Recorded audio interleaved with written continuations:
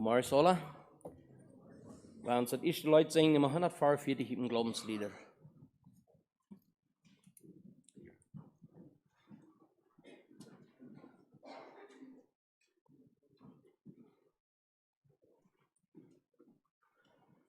Der erste Vers sagt, geöffnet steht dies Tor für mich. Jeder einer, der das mit singt, der wird das für ihn steht die Tor offen. Bei uns die Leute singen, Nummer 144. Geöffnet steht des Weg ein Tor und dadurch steht ich darin. Des Heilands Segen wird hervor aus seinen Wunden Morden. Erbarmung wie erfass ich dich, geöffnet ist dies Tor für mich, für mich, für mich, geöffnet auch für mich. Dies Tor, es lässt alle ein jedes Volk der Erde. Ob reich, ob arm, ob groß, ob klein, die selig wollen werden. Erbarmung wie erfass ich dich, geöffnet ist dies Tor für mich, für mich, für mich, geöffnet auch für mich. Dring durch die offene Tore hinein, drum auch der Feinde Schaden. Das Kreuz soll deine Krone sein, willst Glauben nur bewahren. Erbarmung wie erfass ich dich, geöffnet ist dies Tor für mich, für mich, für mich, geöffnet auch für mich. Am Jordansufer legst du ab dein Kreuz der Wallfahrtszeichen. Der dir dies Kreuz zur Würde gab, wird dort die Krone reichen.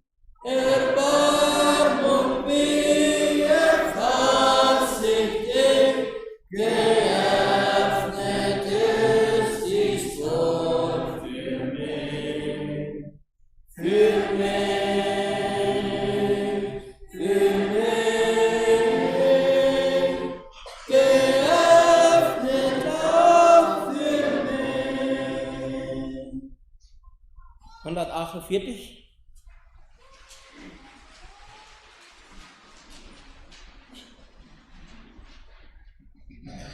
148.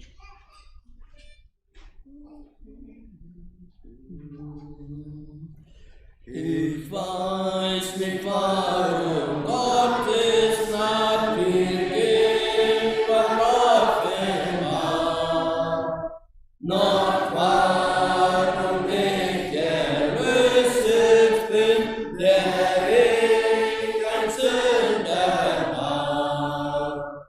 Doch ich weiß, an welchen ich glaube, und seine Hand kann mich nicht zerreißen.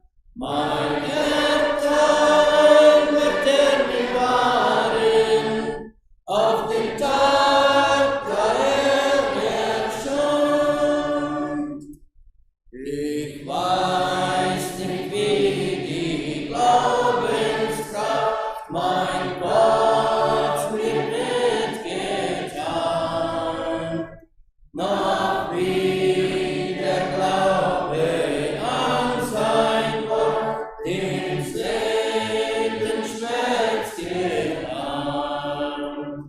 Doch ich weiß an, welchen ich glaube, und seine Hand kann mich nichts entreißen.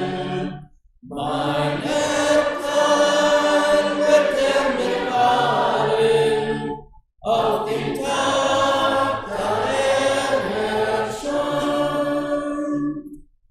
Ich weiß nicht, wie der Heilige Geist mich Sünder überzeugt. Wie es mehr in mir verklärt und alle Not verscheucht. Doch ich weiß an, welchen ich glaube, und seine Hand kann mich nichts entreißen. Mein Herrteil wird mir wahren, auf den Tag, da erscheint. Ich weiß nicht, wie viel Freude und Leid der Herr mir zugedacht, wie er mich führt durch Licht und Nacht, bis einst mein Lauf vollbracht. Doch ich weiß an, welchen ich glaube, und seine Hand kann mich nichts entreißen. Mein Herrteil wird mir wahren, auf den Tag, da erscheint. Ich weiß nicht, wann der Herr erscheint, weiß weder Tag noch Stunde, ob durch den Tod errufen wird, ob durch geringen Mund. Doch ich weiß an, welchen ich glaube, und seine Hand kann mich nichts entreißen. Mein Herrteil wird mir wahren, auf den Tag, da erscheint.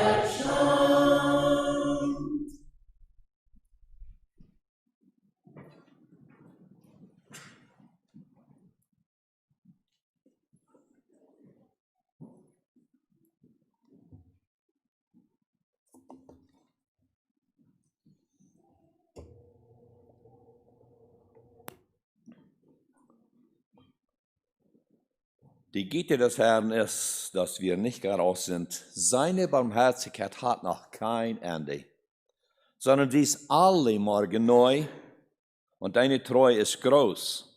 Der Herr ist mein Teil, sprich meine Seele. Darum will ich auf ihn hoffen. So, ich wil dat van verrijk van deus morgens hier jullie waren alle te begrüßen en jullie welkom te heißen. Wir zijn von der Jas, onze Mad. Sehr wahrscheinlich, dass ich dort die Imanschule hier ist, haben wir Jemaya hier in unserem Mad von dir, sind wir Studenten mit der Imanschule gehen down. Herzlich willkommen, mir könnt die ganze Mad nennen, wünschen alle Gottes Rückkehr sehen, auch in dieser Zeit, was ihr hier absurd sind in die Imanschule. Und sich alle andere Jas hier. Wir freuen uns, dass die von der Hand könnt möglich machen, herzukommen. Wir sind ein Bethus, hat sich schön angefällt. Von fern, dort bei hängen, alles so schön angefällt. Wir sind dankbar, dass Gott uns das wird holen wird, und seine geht ihr noch nicht in Enghaft. Wir sind dort, dass nicht alle Menschen haben das große Fähre, was wir haben, aus der Top zu kommen. Da sind Söhne, die sprechen so gut, so wenn sie groß, dass ich sage, hier, dass sie Gemeinschaft mal waren haben. Ich rede jetzt mit einem Bruder von Ontario, und er sieht, dass wir nach einem Hausbesuch gemerkt worden, letzte Woche, und die Schwester von reden, dass sie von uns lieben. Und ja, so sind wir. Und wir bloß noch einmal nach ganz fast dazu gemerkt worden, nicht Gottesdienst zu haben. Das ist nicht verreich, was wir haben, wie kann es dazu kommen, dass die Gemeinschaft da nicht pflegen, dass wir kann sie gesund sein, dass wir nicht sind an diese Krankheit krank geworden, was gesagt wird, was da ist, und dass wir kann es die Gemeinschaft pflegen. Die Güte des Herrn ist, dass wir nicht gar aus sind. Wer war wieder ans ganz am verloren, am Hupen, und der Segen Gottes wird es dort wieder mit uns gehen. Gut, wir wollen übergehen zu wieder Eröffnung hier und zu der Sinneschulklassen rückgehen. Wir haben noch gemeinschaftlich zu beten. Ich würde früher eine Abstunde passen, dass ohne kein Setten bleiben, wir im Schwarz abstunden. Allmächtiger Gott und Vater im Himmel, wir danken dir für das Morgens, dass deine Güte nach allem Morgen nie ist. Wir danken dir, Herr, dass wir dürfen, dass die Gemeinschaft, dass das top kommt, und dürfen, dass das die anbeten, dürfen die erhöhen, dürfen die verherrlichen. Himmlischer Vater, du bist da, was uns wird geholen hat, hier ist das so frei an den Glauben zu leben. Und du bist der, was also vielmal die Bäder erhört haben, dass du die bezeugt hast und die Antwort hast. Wir wollen die hochheben, wir wollen die loben und die preisen. Himmlischer Vater, wir danken dir für das Zollrecht, was wir von uns so morgens hier waren, top sind. Und wir werden in besonderer Weise der Geist Gottes wird eine Leitung sein. Herr, dass wir als Boten Gottes würden als Werkzeuge in deiner Hand sein, dass du uns besprochen kannst, Herr, dass wir ein Instrument sein, wo du wirst reden und dass du kannst die bezeugen, indem das dein Wort gepredigt wird. Himmlischer Vater, wir befehlen dir von all die Gottesdiensten an, was das sind, und dass uns Gebet ist, dass das Wort Gottes wird unverfälscht gepredigt worden, zu deiner Ehren, zu deiner Verherrlichung. Und Himmlischer Vater, wir beten von dir, was nach sich gieren, ob mal war wurden in seine Gemeinschaft kommen, schenkt uns viel Glauben und Gott vertrauen, und dass ich würden das ganz auf die verloren, und dass die würden feststehen, über alles hart, dass du wirst, der ich heute verherrlicht worden, dass du über den göttlichen Segen mit angehen, der wird noch nicht, dass sie gelernt haben, dass wir das hier von dir haben. Herr, wir befehlen dich wieder der Sonderschule an, beten, dass du wirst in jeder Klasse, mit jeder Lehrer und Lehrerin sind, dass die würden kennen, mit einer großen Freudigkeit, Überzeugung, was rückbringen, dient wird, und dass die Kinder und die Jugend alle würden aufmerksam sein, da können eine Abbührung sein, und dass dadurch können, was beschenkt worden für die Ewigkeit. Wir befehlen dir wieder ans Gottesdienst an Frauen um den göttlichen Segen im Namen Jesus. Amen.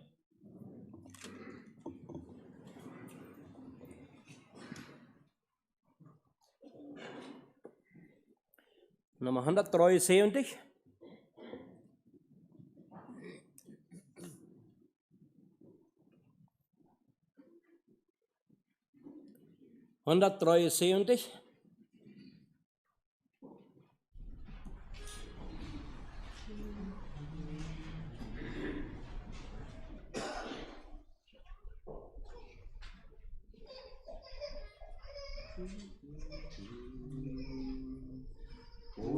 Jesus, klinke so Amen. Oh, wie hart der Atem schmerzt, und wie bringt der Fried und Freude gegen den beklagten Herz. Oh, wie süß das erklingt, wenn ein Herz von Jesus singt. Oh, wie süß es erklingt, wenn ein Herz von Jesus singt. Lasst uns singen, Jesu Namen, ist eine gute Welt. In ihm werden wir besiegen, uns verfeind die ganze Welt. Oh, wie süß es erklingt, wenn ein Herz von Jesus singt. Oh, wie süß es erklingt, wenn ein Herz von Jesus singt.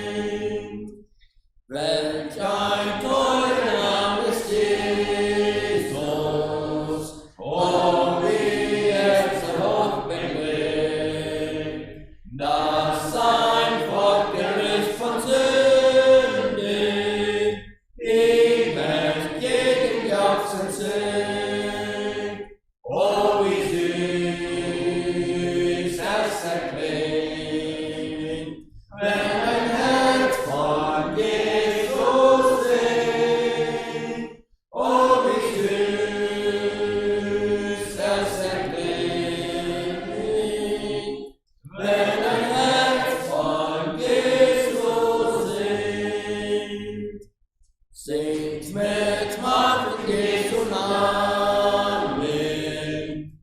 seinen Ruhm mit Mut bezeugt. Bis wird so der Tag gelangen, den gekrönt sich vor ihn neigt. Oh, wie süß es erklingt, wenn ein Herz von Jesus singt. Oh, wie süß es erklingt, wenn ein Herz von Jesus singt.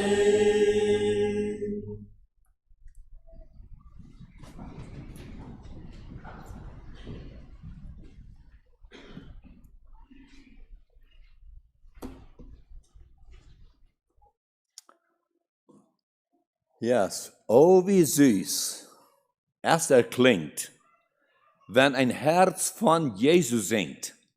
Das ist ein sehr schöner Klang. So von dem Horten kann von Jesus singen, wird ja ein schöner Klang aus uns dort. Ja, ich freue mich, dass ich sehe, dass so viele gekommen sind. Ich freue mich für die schöne Gelegenheit, die wir dann gehört, dass die Gebetsstunde für das morgens zu haben, all die verschiedenen Gruppen, die taub werden. Und ich vertraue, dass Gott wird wieder sich bezeugen von dir durch den Gottesdienst. Und wir werden vom Bulletin gesehen haben, dass der Bruder Isaac ihn nun zu der Eröffnung. Und das ist da ein Fehler. Am kleiner wie mir noemen, die wir extra 3 mit mir rein. So, und die Botschaft wird Lothar Prediger Herrn Friesen haben. Gut. Ich will nu wieder reden an ein erfüllt Leben in Gott. Wat het woord Gottes ons zijn dat die Gelegenheit wat we haben, ein erfülltes Leben zu haben. Wir weten dort, dass wir gleichen, wann das abgefällt ist, nicht wahr? Wer leicht zu fahren, wer leicht zu reisen, wenn die Gast hängt, die Visa, der Lichter Uing, hat nicht an Tiet und gedacht, und gestern fällt, hat nicht gedacht, dass sie weit wird sein. Die Visa, der Lichter auch ganz Uing, der hat all Warnings gegeben, da wird meist Fuß, was das alles sein. Und wir können hammer nicht sein, wo ist die nächste Station. Wer leicht ist dort zu reisen? Ich glaube, keiner das. Es hat nicht mal Schein, dass dort, wir sind angeholt, nicht wahr? So ist es uns Leben. Wenn es nicht ein gefälltes Leben ist, kann viel man sehr angeholtes Leben sein.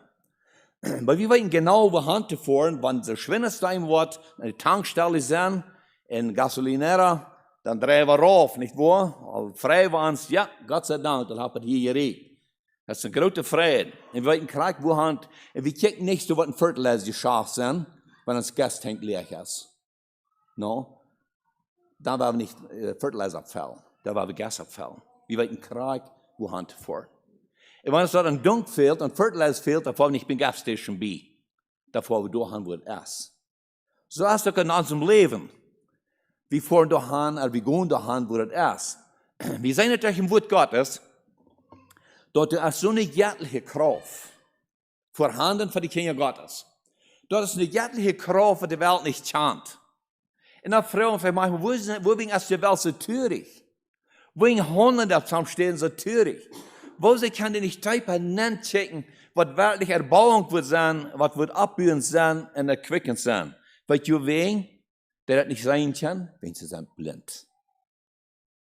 Aber die Kinder Gottes, die sind im Geist, die sind in der Wahrheit, die sind geknackt mit dieser göttlichen Kraft durch Jesus Christus. Bis Jesus heißt die Wahrheit, heißt die Wahrheit in das Leben.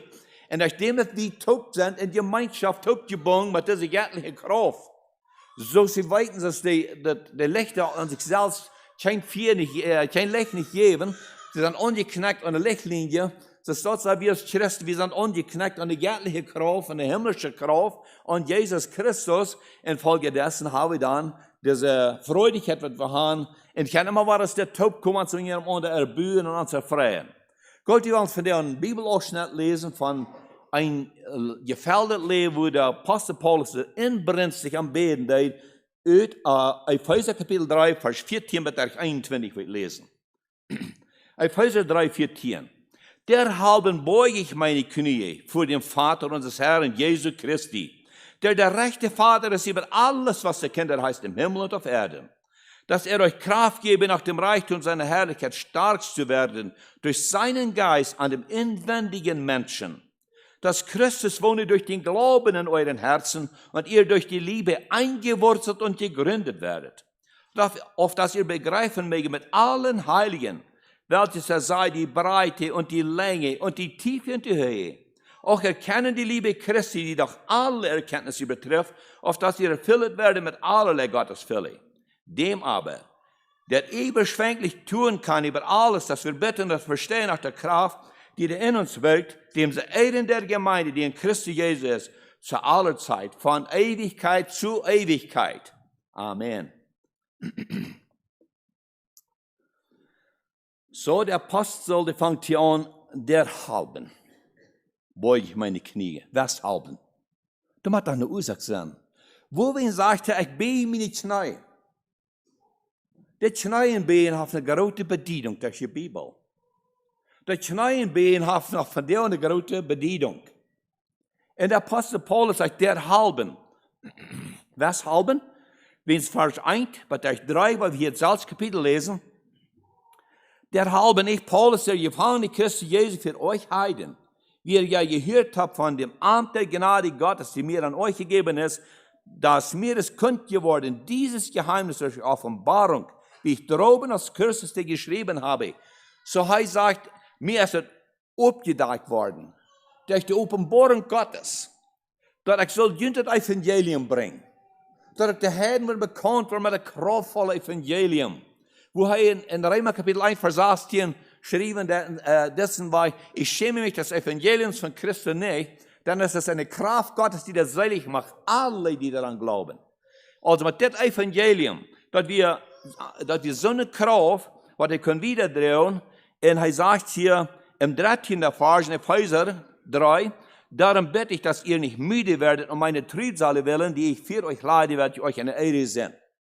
Seht ihr mal, der Apostel Paulus, er betet für die Christen, während er in Gefangenschaft ist, wegen dem, dass er das Evangelium gebracht hat, durch wir in Gefangenschaft, dann betet er noch für dich, wegen wo er in Gefangenschaft ist, dass er das Evangelium gebracht hat. Seht ihr mal, was für eine göttliche Kraft ist, was hier oben war, und da steht der Paulus sich beklagen hat, sich selbst bejammern hat, und sagen, der bet doch mal von mir, ich will loskommen.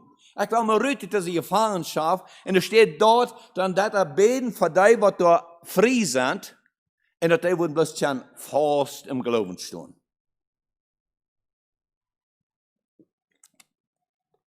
Was für eine Kraft Gottes. Paulus, wenn ihr Gefangenschaft, wenn die Verkündigung des Evangeliums, nur aus dem Gebet zu Gott, dass die Heidenchristen mochten dieper und dieper erkennen. Was erkennen.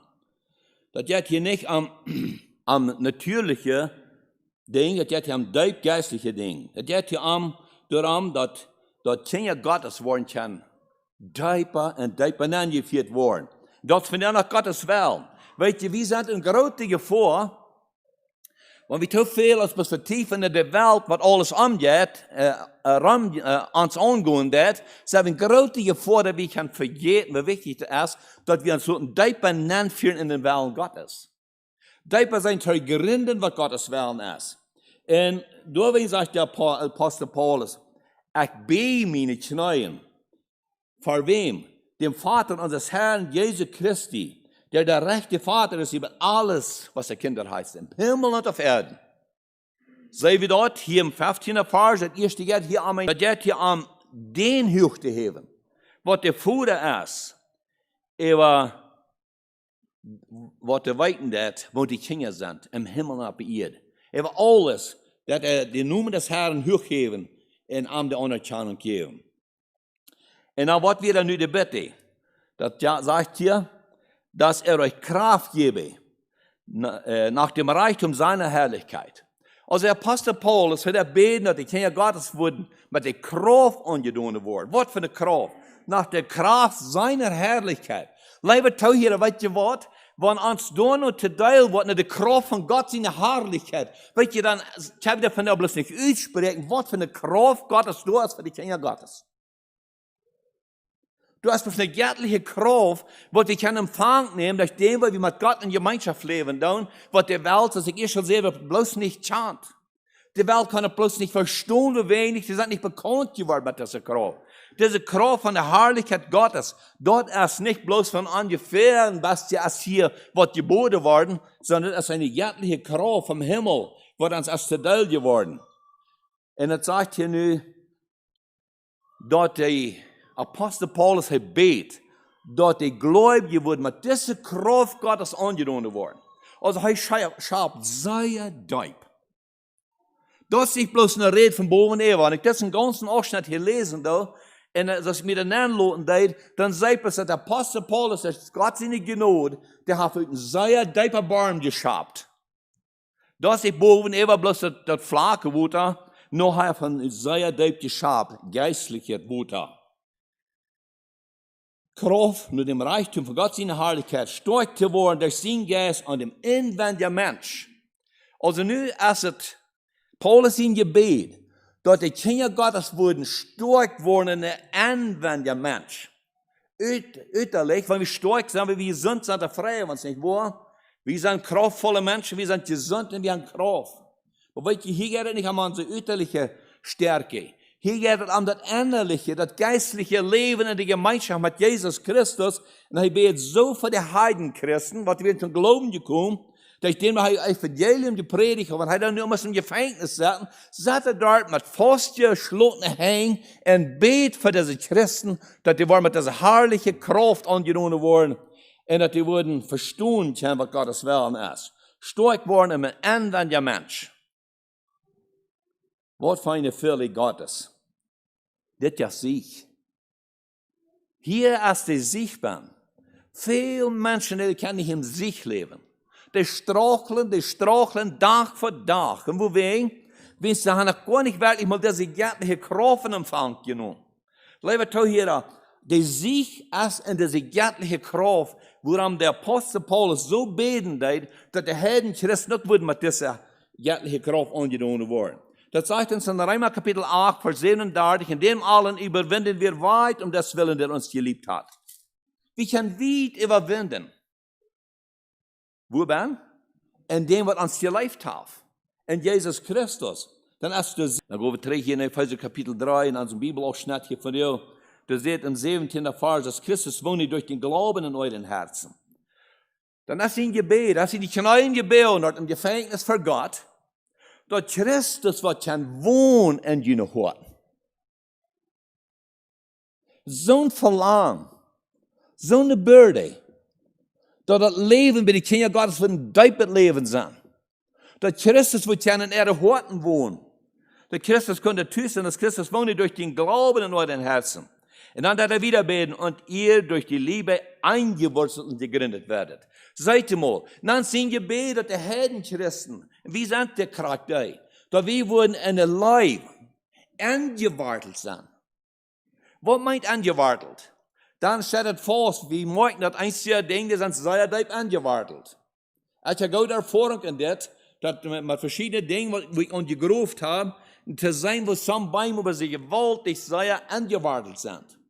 Und so, dass ja bloß ein Bild, wo wir im Geistlichen angewartet sind, andere Beine waren aber auf ein Klima nach vorne und nach vorne an. Sind nicht steif angewartet. Also, wenn wir ein Bild nehmen von den Beinen, die deep angewartet sind, wo die Fähigkeit von deep genommen haben, die Warteln sind so deep gegangen, das sind so eine dicke Warteln, und die stehen so sehr fest. Und das dort soll es genau sein mit uns, das Kinder Gott, dass wir sollen in der Leib Christi so deep angewartet sein, dass nichts ans Tranen kann. Da kann einmal nicht ans Wach nehmen. Von diesem Glauben in Christus Jesus, wie wir sind in der Leise deep angewartet, und was wird uns zu schäden von der Liebe Gottes in Christus Jesu. Paulus Schrift, ich denke in Galater Kapitel 2, Vers 20, sagte, dass mein Leben ist nicht mehr mein Leben, das ist nicht Christus sein Leben. Wovon? Wir sind so deep angewartet. Und dort ist Paulus in Gebet, und von der aus hat uns Gebet, nicht wahr? Herr, schenk uns die Gnade, wie wir sein können, die Zeit wird uns durchgehen, dass wir würden deeper angewartet worden, dass die Warteln würden deeper schlagen. Und ich mag das. Gott sei Dank. Und manche Zeugnis. Ich habe von der aus morgens war das Zeugnis hier, wo die Warteln sind deeper gegangen. Gott die Ehre dafür. Der Herr, der will, dass unsere Warteln sind deeper gehen. Dass wir wollen vorstehen, dass Christus wird durch den Glauben an unsere Horten wohnen, dass wir wollen in der Leib gewandelt sein und gegründet. Wir wollen auf Grund sein. Wir haben kurz gehört von das Haus, ja, wie hier, das ist sehr klar. Das Haus, was am Sonngebiet wird, regnet, so ja. Das ist Lotte Deuk, ab Städten gerost, hat ich geregnet, und eine Weg hat es da, die Soll geregnet, und viel Schoden hat es gegeben, viel Gereitschaft, es steigt und ihr Boot, und hieß und ihr Boot, und Lisa hat die Darpa rütgetragen, und wird alles von Schoden geben. Der Hieser, was am Sonngebiet ist, das Spiel weich, aber das Haus, was am Felsgebiet ist, mit gutem Material, das Haus, das steht, und so ist es doch im Geistlichen. Wenn uns Haus am Felsgebiet ist, dann steht dort, dann die Proben, die Fluten durch Hecke kommen. Und die Fluten, die kommen Hecke in unserem Leben, nicht wahr? Und das Haus, das steht, wo wir wissen, das ist gegründet. Das steht abgegründet. Wo verändert das Leben von einem Mensch, von einem Sünder? Wenn das immer mal umdrehen wird, die haben eine Wandlung im Leben, da immer hier ein Mensch, was bloß deib im Schicksal wir, und alle schwierigste Sinn in der Hand leben da, und sie kann aussprechen, da ich weiß nicht, er kann nicht leben, das für mich nicht genug ist, und dort aber klar machen, wird Gott das ja zu begründen, das ist nicht genug, und Menschen haben immer rötet den Sinn in ihr Land, und dann einmal fängt an zu zeugen von der großen Frieden, und weißt du, wer sonst so das? Der Pastor Paulus. Das kriegt der, was sie inbrünstig beten, für die Christen, dass die Christen wurden angewartet und gegründet sind. Er kam jetzt ein großes Schicksal rüt, wo er seine Selbstgerechtigkeit zu sein, bühren deit, im Pharisäertum, was ein unsträflicher Pharisäer stand da. Und nun hat er das nie Leben fängen, und stand das so an, oh, wenn die Kinder Gottes sich alle wurden deib, angewartet und gegründet worden. Und das sagt uns in 2. Korinther Kapitel 4, Vers 17, ist jemand in Christus, ist er eine neue Kreatur. Das Alte ist vergangen, sie ist alles neu geworden. So, wenn das mal alle nie wird, dann schlagen die Warten einmal so deib. Und dann haben Menschen immer sich im Leben, dann ist ein Mensch Frau, in der Weite, du hast ein Zweig, das er leben wird, das ist am anderen Menschen auch sein zu helfen, da könnte dieser Fried kommen. Jetzt ist dort nicht schön, angewartet, da hier sieht noch nicht boven Eva. Dann check, wenn ich träge, dass die Kinder Israel, durch die Wüste, weißt du, die Kinder Israel, sie werden nach Kanaan. Und Gott hat gesagt, du hast ein großer Segen für dich. Aber hinter Weg wird nicht alles leicht. Breit und Saster hinter Weg ist nicht alles leicht. Das verdient nicht. Wenn wir angewartet sind, wenn wir gegründet sind, das habe ich damals schwor ist, ich habe danach feststehen. Die Kinder Israel, sie werden am Weg nach Kanaan, aber weißt du, was sie deuten? Dort am Weg nach Kanaan, da einmal checkten sie trägen die volle Fleischtab in Ägypten. Wie es wieder bei der Fleischtab satten deuten. Wie es wieder Brot hatten, dass wir nicht hungern dürfen. Checkten sie trägen die Fleischtab. Weißt du, die Menschen, die nicht angewartet sind, die nicht gegründet sind, die checken nach trägen die weltliche Fleischtab. Aber nicht die Wahrheit die Kinder Gottes. Die weiten das eng. Die weiten Krieg, was in Psalm 73 steht. Das ist die Psalmist sagt, wir werden die Feitmess wachgelassen, wenn es sagt, weil die Gottlose das so schein ging. Das sagt, der hat keine Schwierigkeit, der lebt bloß daheim. Er könnte bloß nicht ergründen, was das einmal in dem Heiligtum Gottes ging. In andere wie, was einmal mit Gott in Gemeinschaft ging, dann stand er fast. Und dann sagt er, nur was für nichts, wo ich den Kampf allein. Gegründet. Wo wen? Auf der Liebe Gottes. So, wenn ich checken, die ägyptische Fleischtab, wofür wir checken, wann es dann meint, ein schwerer Kampf zu kämpfen. Wann es da, wo meint, was zu leiden und so wieder, dass wir danach wollen abchecken, für euch gehen. Auf das ihr begreifen möget, das wir hier lesen, in 18. Vers, Epheser Kapitel 3, auf das ihr begreifen möget mit allen Heiligen, welches da sei, die Breite, die Länge, die Tiefe und die Höhe. Also nu, als es in Gebet, dass die Kinder Gottes mit alle Heiligen tot mal ergründen. Von was redet hier? Ergründen die Breite, die Länge, die Tiefe und die Höhe.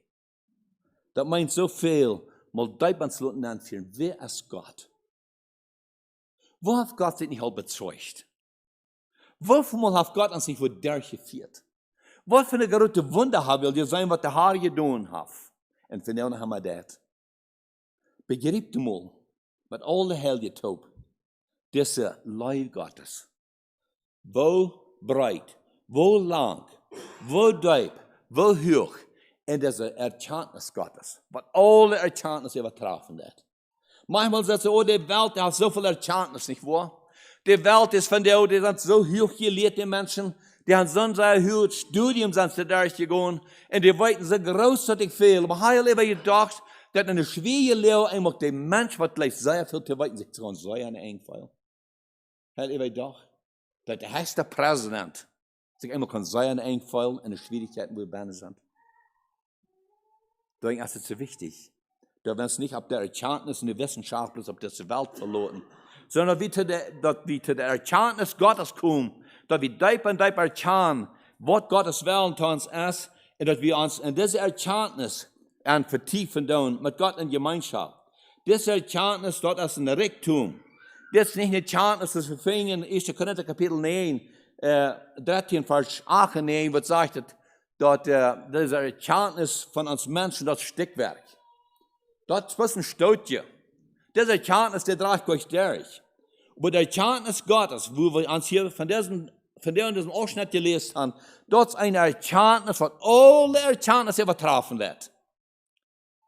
Leute, jeder, weißt du, von was er dreht, diese Erkenntnis Gottes? Was alle Erkenntnis übertrafen wird. Dort ist diese Erkenntnis, zu wo wir gekommen sind, durch die große Opfer auf Golgatha.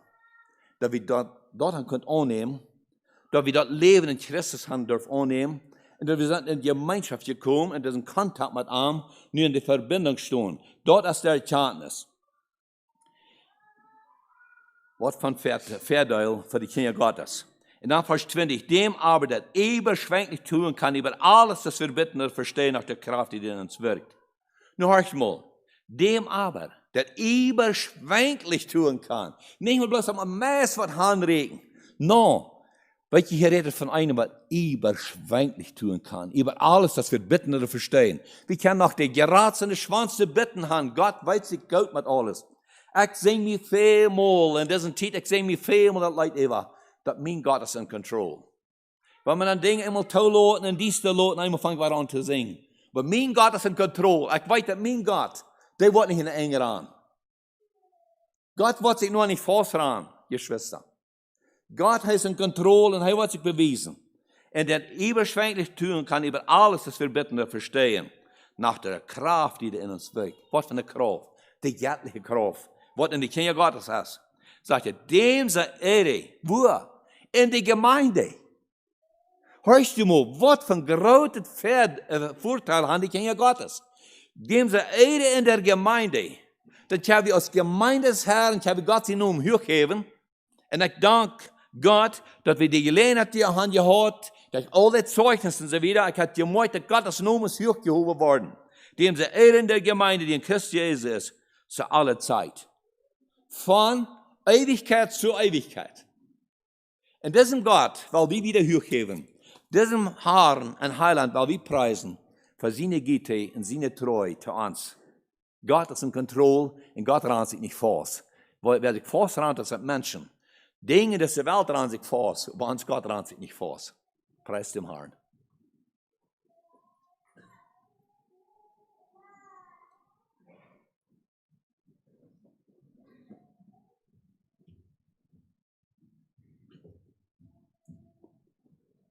Nummer 397.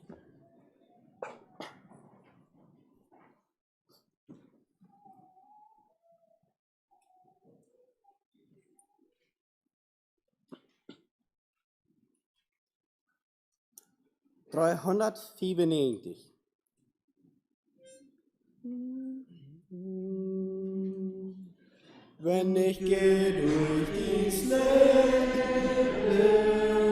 mancher Tag geht zu Ende, dann ich gehe am Abend im Gebet zum Herrn, dann mein Herz wird so fröhlich,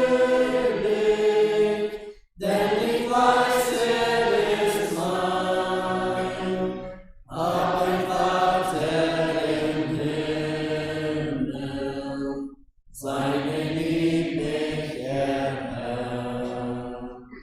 Ja, mein Vater, mein alles, leitet mich durch die Welt.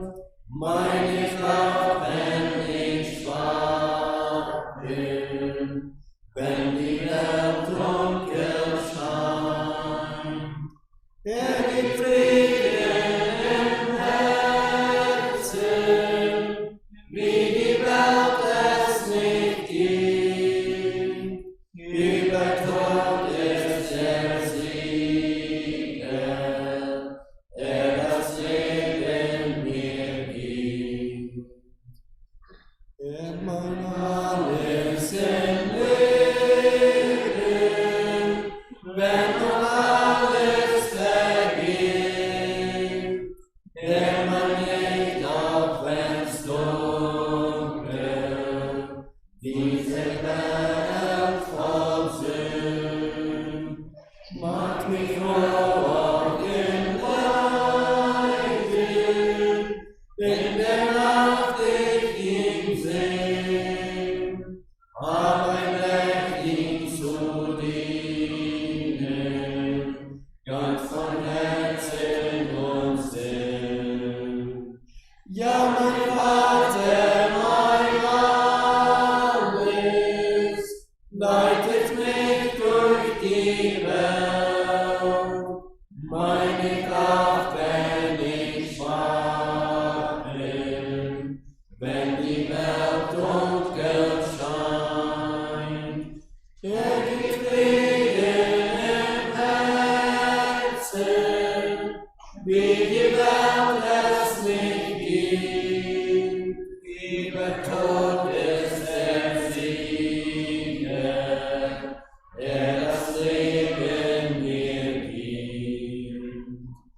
Komm mit mir, Freund, zu Jesus, komm und gib ihm dein Herz.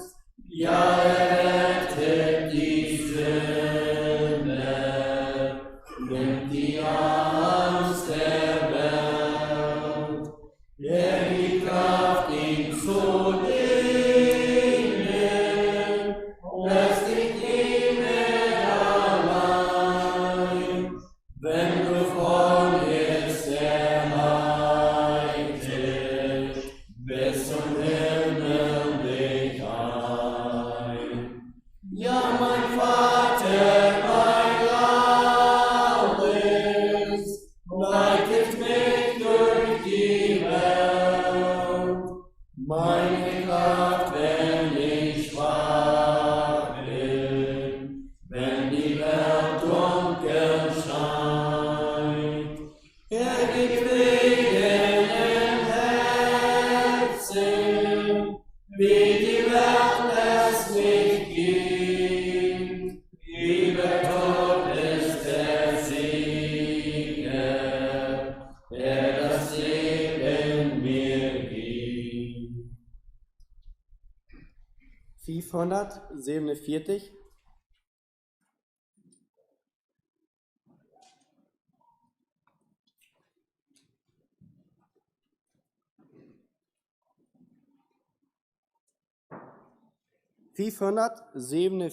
Voor de posten dat er een afstond van dit lied zingen.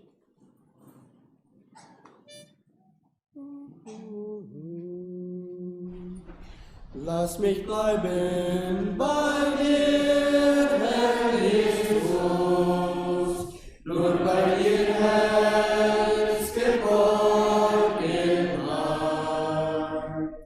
Gib mir Mut, das den Menschen zu sagen, Herr, ich stehe als ein Bote bereit.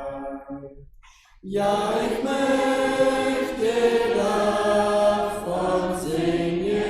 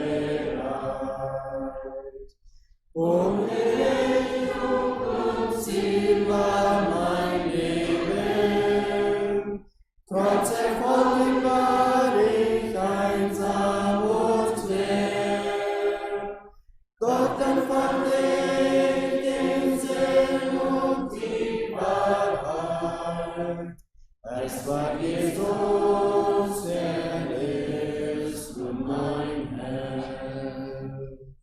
Lass mich bleiben bei dir, Herr Jesus. Nur bei dir, Herr, ist Geborgenheit.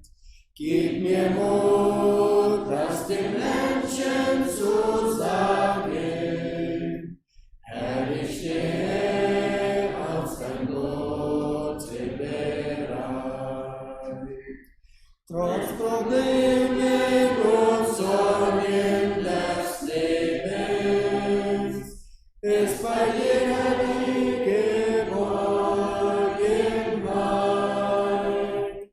Du versiehst und du kennst die Wagen und du sorgst dich und hast für mich Zeit. Lass mich bleiben bei dir, Herr Jesus. Nur bei dir, Herr, ist Geborgenheit. Gib mir Mut, das den Menschen zu sagen. Herr, ich stehe auf sein Boot bereit. Heute geht's nicht.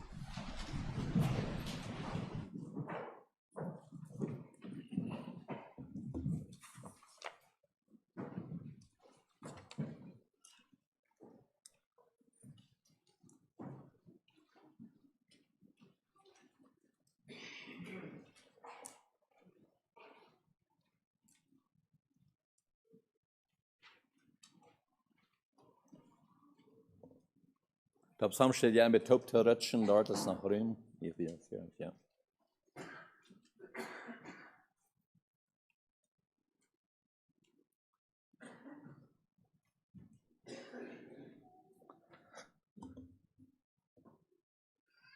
Gut, wir als nächstes uns Bekanntmachung betrachten. Aufruf zur Andacht. Darum ist jemand in Christus, so ist eine neue Kreatur. Das Alte ist vergangen, siehe, es ist alles neu geworden.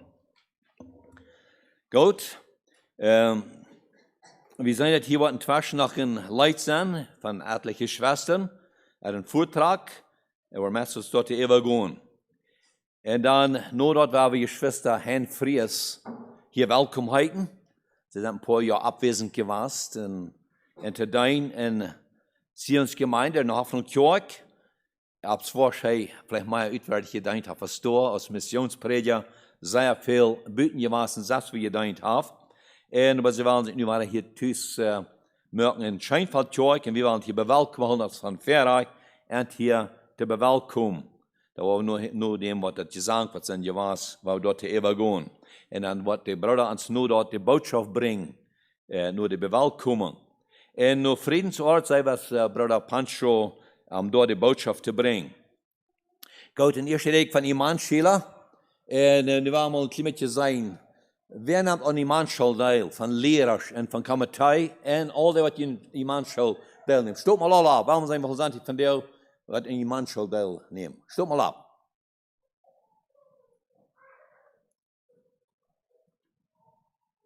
Gut, danke schön. Es sind mehrere, was daran teilnehmen. Weil wir wieder am 4. Tag für diese Imanschul beten, das ist ein großes Wort, was im Gehen ist, und das viel ging zu beschäftigen nach der Imanschul. Bekanntmerkungen für die Klock 5 numerisch, weil die Jugend sich hier trafen, morgen dort, die Jugend traf sich auch Klock 5. Und dann zweitens Klock 7 sowas, dann haben wir einen Singabend, wo die Jugend mit uns mal tot singen. Wir werden nicht bloß allein lassen singen, wir werden mit uns taub und sie werden mit uns taub. Also alle herzlich eingeladen, vom Ältesten bis zum Jüngsten. Sie sind alle sehr, sehr eingeladen und willkommen von der Overs til Klock 7 zu einem extra Singabend zu haben. Ich glaube, was ein sehr segensreicher Abend sein und wir uns dann erfreuen und besonders und denken, dass wir singen, haben Gott anbeten, haben den Namen des Herrn erhöhen und verherrlichen. Und dort werden wir alle durch, wir sind alle an teilzunehmen. Drittens, Mittag, Klock 9 morgens, ist nicht frei, alle früh sind tot eingeladen, Damen, Je sind alle dort eingeladen in der Anleitung ist von der Schwester Tina, Henry Jentersche. Und die Etengeber sind die Schwester Tina Ginter, 106, und Schwester Nancy Enz, 105. Viertens, Tag 8 Uhr, als dann Bibelstunde. Der Thema ist nu der Epheserbrief, wir wollen den durchgehen. Und wenn ihr zum ersten Mal kommt, dann habt ihr den Anfang kriegen von dem Epheserbrief, weil wir ein bisschen sehen, was das Brief von der zu uns zu sein hat, weil besonders Anwendungen merken für uns im Leben. Alle herzlich. Dort eingeladen und die Anleitung ist diesmal von Bruder Peter Niefeld, 104. Fünftens, da ist ein kleiner Fehler boven, da sagt jetzt 37, das ist Tag 8 Uhr als Gemeindechor. Sechstens, Freitag, Tag 10 morgens als allgemeine Dienersitzung im Friedensfeld, die wir noch einmal durchgefallen, da ich das gewünscht worden, ich würde in Gruppen taub kommen, und ist die Prediger-Meeting nicht gewesen, was alle 2. Monat ist, und nu ist ein 4 Monat, von da das fehlt mal wieder, und wurden Frauen in Juni gebeten, wenn die Prediger schnell die taub kommen, eine wichtige Entscheidung zu treffen, und weil wir da beten am Gottes Anleitung. 7. Tag 8 Uhr Jugendabend, 8. Sinn und Tag 7 morgens als Mann Gebetsstunde. Das ist all erwähnt, es ist so viel rausgekommen, dass wir gebet haben, und wie lernen, was mehr rausgekommen, dass wir wieder taub kommen beten. 9. Das ist der Weg, der die Kindergartenschüler angegeben worden für das kommende Schuljahr, malten an die Brüder John Pana, der Phonum ist da, und Peter Peters. Und diese 2 Brüder, die malten, der Phonum ist, und dann die Kindergartenschüler angeben. Und dann 4 Bitte, ich Gott seht für die Mannschule, und sie sind krank in verschiedenen Städten, für die beten, und ganz besonders würde ich wel anholen, wieder für Obrigkeiten zu beten, dass rechte Entscheidungen getroffen wurden. Almosen, was dann gekommen sind, das sind $25.220, das liegt von 2 Mal abgenommen, dass da ein Feiertag macht wir. Und Christsein ist kein Lebensstil, es ist ein neues Leben. Gut, dass ja irgendwas, sagst du noch was zu sagen, das ist über dem Bulletin? Wenn nicht, dann haben wir nu einen Vortrag von etlichen Schwestern, und nur dort, wo wir dann übergehen zu der Einsegnung oder Segensgebet für die Schwester Herrn Fries.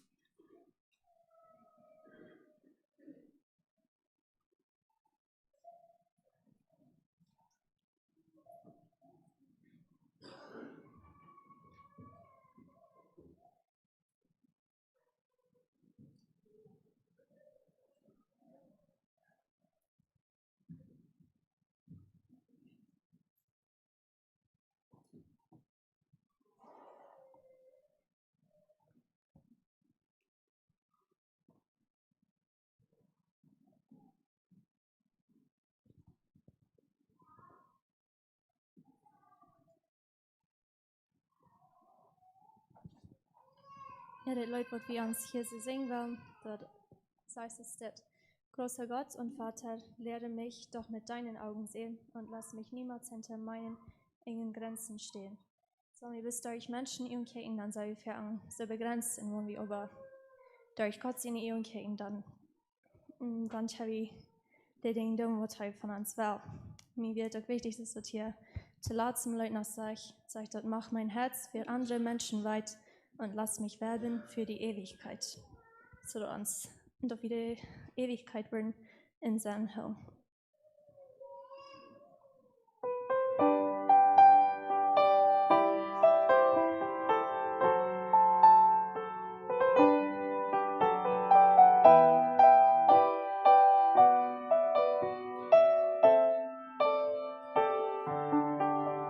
Großer Gott und Vater, lehre mich doch mit deinen Augen sehen. Lass mich niemals hinter meinen engen Grenzen stehen. Deine Größe, deine Weite spüren, da wo deine Liebe wohnt. Lass mich leben, lass mich sein mit weitem Horizont. Dass deine Liebe hier mein Herz umdreht, deine Größe meinen Mut bewegt, deine Allmacht meine Grenzen Größe springt und mein Glaube weiterdenkt, dass deine Freude mehr zum Klingen bringt, meine Hoffnung über Mauern springt, mein Vertrauen deine Treue schätzt und mein Beten einen Berg versetzt.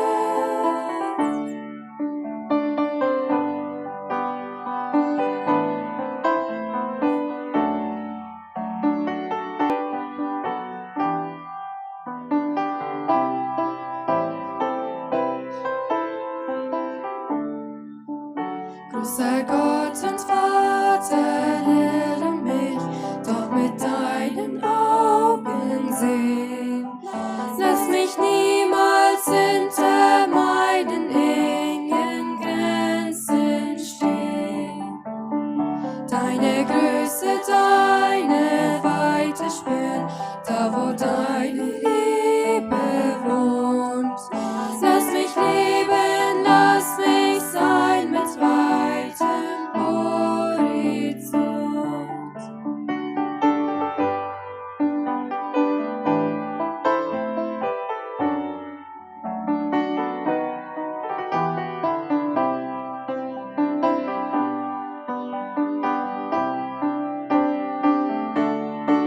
Dass deine Liebe hier mein Hand umlegt, deine Größe meinen Mut bewegt, deine Allmacht meine Grenzen sprengt und mein Glaube weiterdenkt, dass deine Freude mehr zum Klingen bringt, meine Hoffnung über Mauern springt, mein Vertrauen deine Treue schätzt und mein Beten einen Berg versetzt.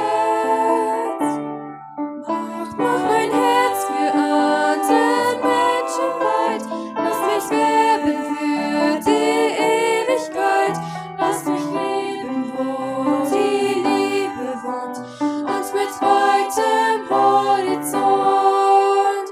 Lass mich leben, wo die Liebe wohnt und mit weitem Horizont.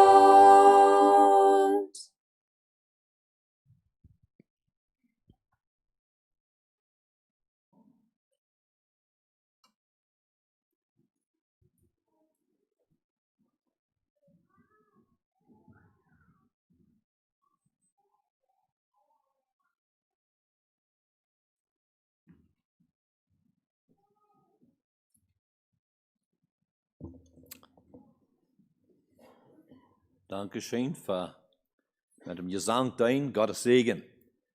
Gut, wir wollen die Schwester Herrn Fries gelernt geben abzukommen.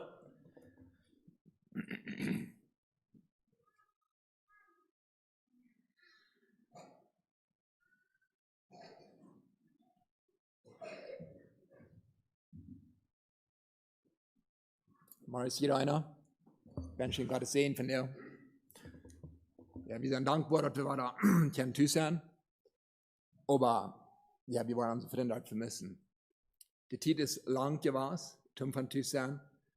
Aber der ist auch sehr kalt gewesen, was wir dort haben, sind gewesen. So, ja, wir wollen hier sein und sehen sein, zu jedem einen hier so. Und wir freuen uns auch, wenn wir auch vielmals sind, wach gewesen. Und hier wo vielleicht auch irgendwo beten sein, aber danach, dort wir dann niemand die Stolze kann, nach Hause kommen, satten in den Bänken und horchen, was wir hier alles können lernen, uns hier wird erfrischen, die Freude uns hat. Ja, ik ben ook dankbaar voor de gelegenheid wat we hier gehad hebben voor dit 2 jaar. Goed dacht ik zo dat we zo lang, 2 jaar weer zo lang, aber über den erst die Zeit, wo sich vorbeigehen und freuen uns auch für die Zeit, was wir hier gehört haben und wir freuen uns auch, hier tüß zu sein, hier mit Jun zu sein und hier war mit zu schaffen. Dankeschön. Ja, vielleicht sollte das noch einmal sein, dass sie sind mal gewählt worden als Missionsprediger. Und es sind sehr viele Missionen gemacht, viele verschiedene Städte und verschiedene Kolonien in verschiedene Länder am zu tun. Und nu wel, we waren aan het tussen onze maanden gaan. En toen waar je bij zijn, worden sehr veel van tussen. Maar toen wieder van beden, maar ze zelfs van de arbeid zijn. Beim Hilfscenter zijn ze sehr veel. En bij Luz Mi Camino en bij Buena Vista. En zo veel van andere steden waar ze zijn geweest. So, op dat je weten dat ze dat missions deiner Lied mal angesehen worden.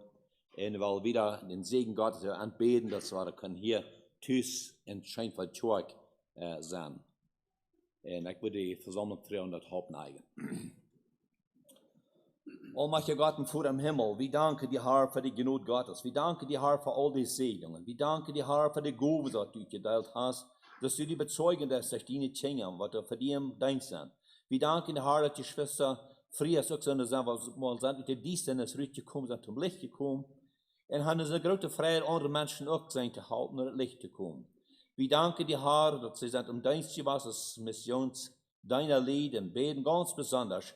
Wo stand das wieder an begleiten, wenn sie nicht waren, sich bei meiner Tüß merken, ein Scheinfahrt, dann beten den jährlichen Segen über Ant, und dass du wirst, und immer waren mit nie Kraft, mit einer nie Freudigkeit, und mit Mut andown, und wenn so viel von der Meidigkeit, darf die wahrnehmen, das können als Topverhelden wieder da sein, zu schaffen, in dieser Welt, wo noch so viel zu schaffen fehlt, und noch viel kann angetragen werden. Über alles, Herr, weil wir den göttlichen Segen flehen, über Ant und ihre Familie, und dass du der Küsser heute verherrlicht worden, und dass die direkt wieder gebüht worden. Im Namen Jesus. Amen. Lieber Gott und Vater, wir danken dir. Wir danken dir, Herr, für deine Gnade. Wir danken dir, Herr, für deine Gaben, die du geteilt hast. Wir danken dir, Herr, für die Gaben, die du auch Geschwister Fries hast gegeben in ihrem Horten. Und dass sie dir all viel an der Arbeit gestaltet haben. Wir danken dir dafür, wirst du versegnen. Wir danken dir, Herr, für die Welligkeit, was sie all bewiesen haben, ab verschiedenen Städten, durch sich anzusaten. Aber Herr, nu, wenn sie bei der Frischfall Meier für Scheinfeld-Distrikt sich ansaten, dann wirst du auch durch, weil die Horten, ihre Horten mit der Gemeinde sich verbinden, dass die können top geschmolten sein und einer für den anderen durch sein.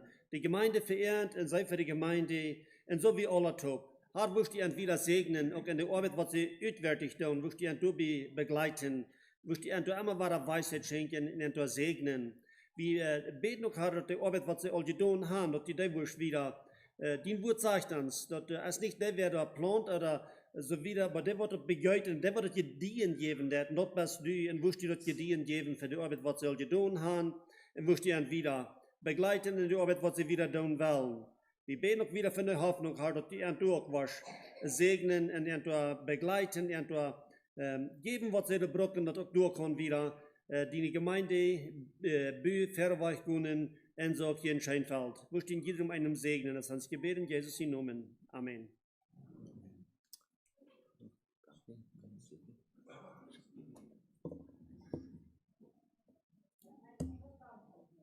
Dankeschön. Ein Tag kann ich vielleicht mal einen Bericht bringen hier, es wird eine ganze Zeit brauchen, von was wir alles geschafft haben. Aber das ist von ungefähr 300 paar Lied, was die beim Hilfscenter gehört haben.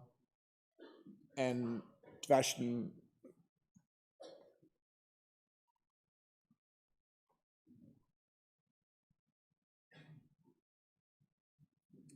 entschuldige mich.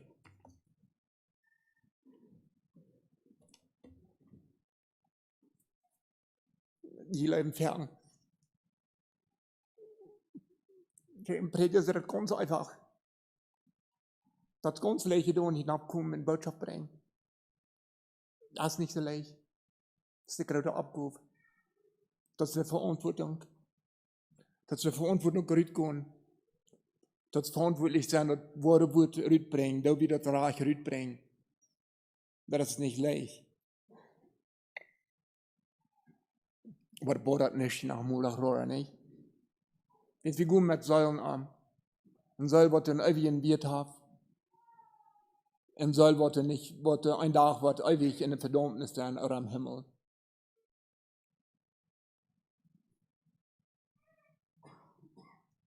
Eine Frage, was wir gehört haben, von ungefähr 300 Lied, was dann Hilfscenter da gehen. Aber nicht bis alle Lied, was wir dann haben bloten. dat du blieben det, dat jet wieder nur die Kenia, nur Freund, und dat jet bespreiter dat Wort. Und wenn er hieß, da habe eine Kolonie, in der Kolonie da habe ungerecht angefangen, und so hat man stehen. So ich bin sehr dankbar von dir, dass einer dort wird erst, dass Jesus einen Rat hat, dass einer dort wird erst, dass einer kann das Wort predigen. Das Jan und seht, die dies dann ist richtig kommen. Und dass einer kann, das Wort mitbringen. Du bist ich bloß so dankbar für. So das Thema von dir ist das. Und das geht an Kinder Gottes. Und wo du von dir viele Worte bekehrt sein, Worte einer Erne, und wo dann ich das Thema habe, als du willst, viele Kinder Gottes von dir, die sehen noch mehr. Und nu rede ich zu Christen, wenn du bekehrt bist, die Frau kennt manchmal ab. Was braucht das nu noch gefällt sein mit den Heiligen Jesus? Und ich weiß nicht, wie das so gegangen hat, wenn du bekehrt bist, dass du nur noch was voller sein, dass du was gefällt sein mit den Heiligen Jesus. Und manchmal ist die Frau abgekommen, und das ist, wo viele all sind, vielleicht in ein Schuldgefühl näherroden, wie jetzt jemand hat gesagt, wenn du ein Kind Gottes bist, dann fehlt die nach der und da, und dann fehlt die noch, dass die noch ganz voll waren, dass die noch ganz gesehen sind. Und so, wenn die Menschen fragen, was braucht das zum gefällt sein mit den Heiligen Jesus? Viele würden verschiedene Ideen haben, was das braucht, das gefällt sein mit den Heiligen Jesus. Und dort war wir uns einen Vers lesen in Epheser, Kapitel 4, Vers 18.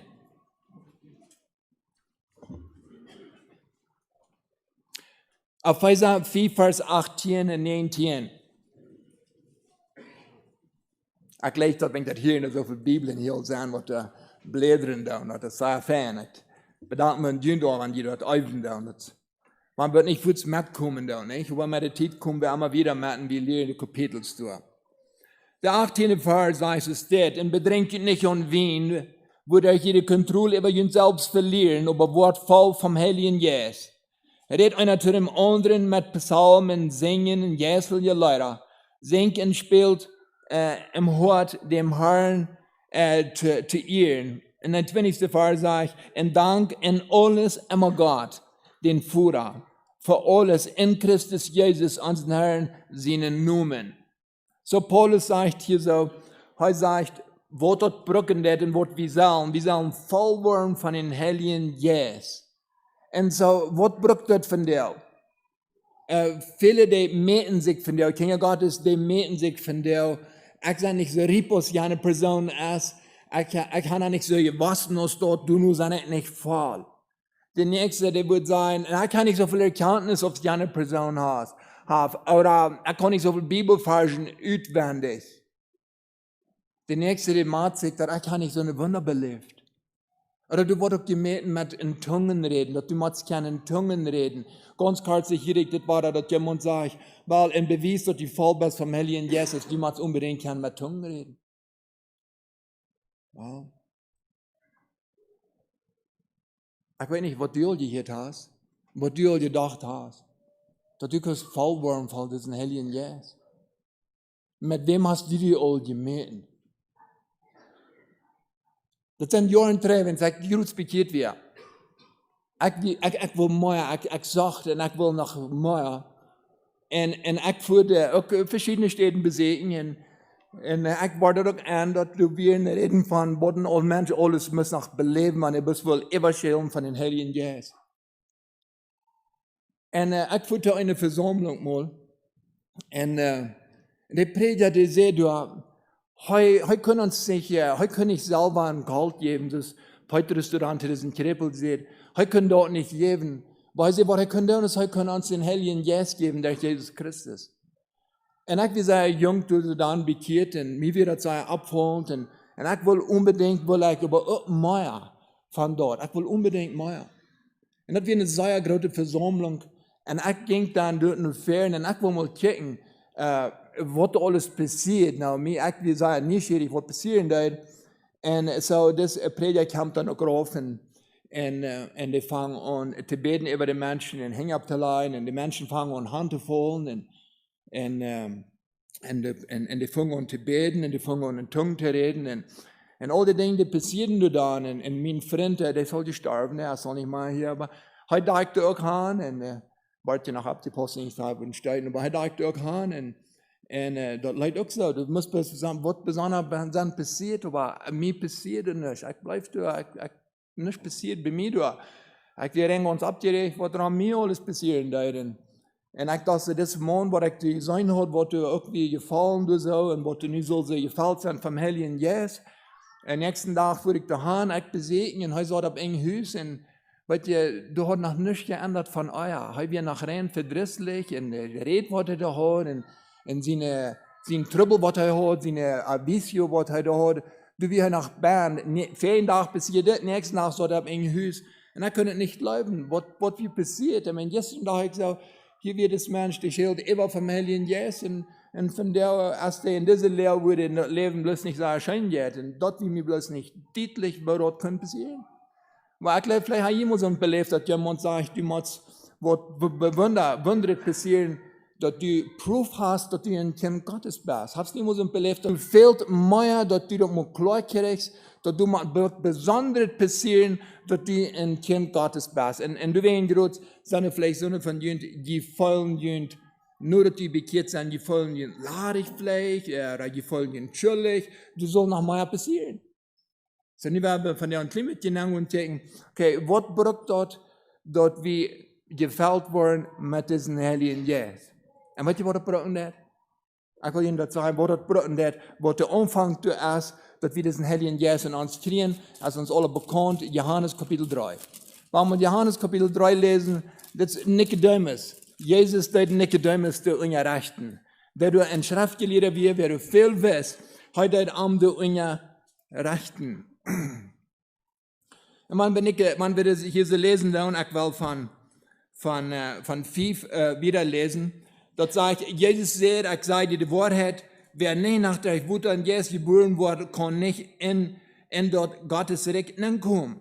Was vom Fleisch geboren ist, wird als Fleisch. Und was vom Jesus geboren wird, als Jesus. Lut ihn dort nicht wundern. Dort ich die sage, die müssen nie geboren worden. Die Wind bloß, du wo han will, und du kannst am hören. Aber du kannst nicht sein, wo er herkommt. Und weißt nicht, wo er bleibt. So erst dort mit jedem, der vom Jesus geboren ist. Weißt du, wo wir den Jesus kriegen dann? Das ist wie vom Nieren geboren sind. Wo wir die Entscheidung machen, für Jesus zu leben. Das ist, wo wir diesen Jesus in uns kriegen dann. Und das, was Jesus sagt zu Nikodemus, das ist, was die fehlen hat. Die eine Allwissenheit, was die weiten, der sie das nicht tun. Also die muss nie anfangen kann, die muss vom Nien geboren sein, dass die diesen Jesus wahrscheinlich. Und das ist korrekt, das, was wir brauchen, das ist, was wir brauchen. Und so, wenn wir vom Nien geboren sind, dann sind wir ganz komplett. Dann haben wir dort, was wir brauchen. Dann sind wir komplett. In Kolosser Kapitel 2, Vers 10, wo wir mal haben blättern. Kolosser 2, 10.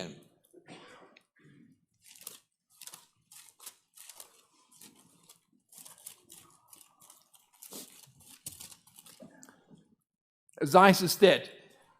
Dort Christus, dort sage ich, durch Christus habt ihr dort volle Leben. Das erste Part von der Vers.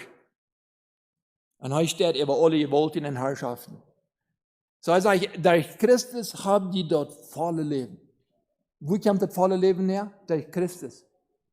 Du dich dort hast nie Leben gegeben, habt ihr dort volle Leben. Und wenn wir dort volle Leben durchhaben, weißt du, was uns da noch fehlt, dann sind wir ganz komplett. Wenn wir die Wahrheit gebührt haben. Dann darf wir nur nicht wieder sehen, dass wir sagen, was beleben, was großartig beleben. Wenn jemand sagt, dass du musst nach detten, dort und ja, musst du nicht nach alle haben, dass du proben kannst, dass du ein Kind Gottes bist. Nein, ich habe nicht zu proben. Ich habe die nicht zu proben. Weißt du was? Ich kann bloß sagen, dass ich glaube an Jesus und habe mir nie ein Leben gegeben und ich bin von nie geboren. Und dort ist ein Beweis, dass ich ein Kind Gottes bin. Ich brauche hier nicht Dinge da und besondere Dinge da und ich brauche nicht nur ein besonderes Belebnis haben, dass ich dir proben kann, dass ich Kind Gottes bin. Da was ich zu sein habe, wo ich ein Kind Gottes sein will, ich glaube. Dort ist du willst, ich glaube vom Herzen, ich habe mein Vertrauen auf Jesus gesagt. Das ist doch, was du hast. Wenn du dort hast, dann hast du, was du fehlen wird, dann bist du voll ab in Christus. Wollen sie sein, aber wenn die was nach einem geraten Sehen erfahren, dann fehlt nicht nach dort und dort in Jant. Weil, weißt du was, Lied? Auf Pfizer, bauen wir auf Pfizer blättern. Auf Pfizer Kapitel 1, Vers 3, dort sagt, ans Herr Jesus Christus in die Gnade, ans Herr Jesus Christus in Gott en Führer, soll du für gelobt werden, dort heu ans aus Himmelsberge all die geistliche Segnung geschenken hat. Hat uns alles gegeben. All die geistlichen Segnungen hat er uns gegeben.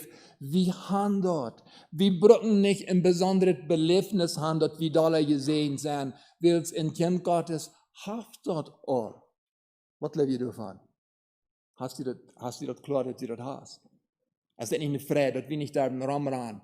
Und dass jemand darf sagen, hey, wenn du noch was in Sehen erfahren von Jesus, dann musst du das und da in die Hand tun. Na, weißt du was, den Sehen, den habe ich Gott.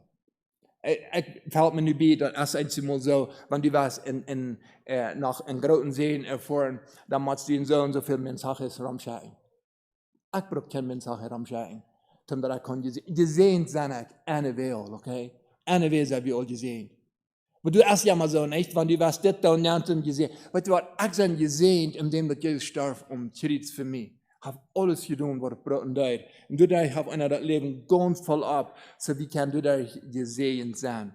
So, was meint Paul das dann nu, wenn er sagt, dass wir so uns nicht an wen bedrängen? Er sagt, wird voll vom Heiligen Geist. Was meint das dann? Weil Paulus redet hier so in neun Sachen. Er redet hier so von, mit wen bedrängen, und redet voll vom Heiligen Geist. So, er hat die beiden Seiten verteilt hier nicht. Und so, dass es dann bekannt war, zu Janity Duck, dass was erwähnt war, wo die Menschen sich haben, betrunken. Und er sagt, die wollen Kontrolle darüber verlieren. Aber was das wen? Wenn wir im Psalm 104, Vers 15 checken down, weißt du, was wen das? Wen das uns hart Frau merken für ein Stolzje. Frau merken für ein 10 Stolzje. Dass der dort hart relaxen, dort darf dort hart ein bisschen so ein Fried darf dort. Deswegen wird sichtig ist, weil der Mensch, der siegt nun Frau hat. Und Jesus, Paulus sagt hier, und hat er doch gewiss, dass die Menschen, die sagten, nur was würde wollen, eine Frau sein.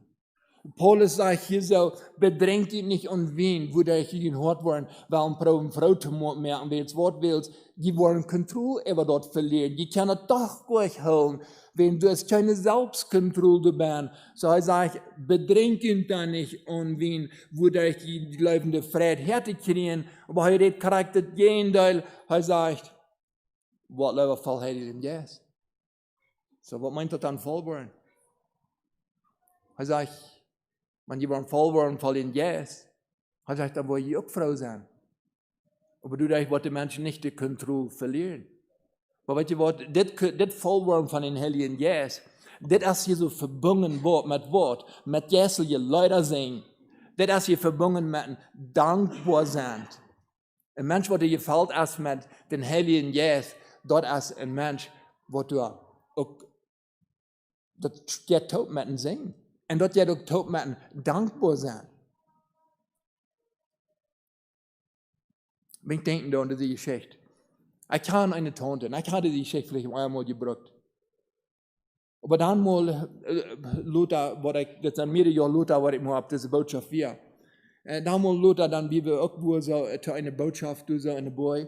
Und dann dort wir Gebetsstellen, und du so wie eine Tante, in unsere Gebetsgruppe. Und diese Tante hat wie eine Wohlschlag, weil ich den Wohltan down, wo diese Wohl, das ist ein Wohl, was du bedeutet hat, wenn er nach lebt, ich weiß nicht.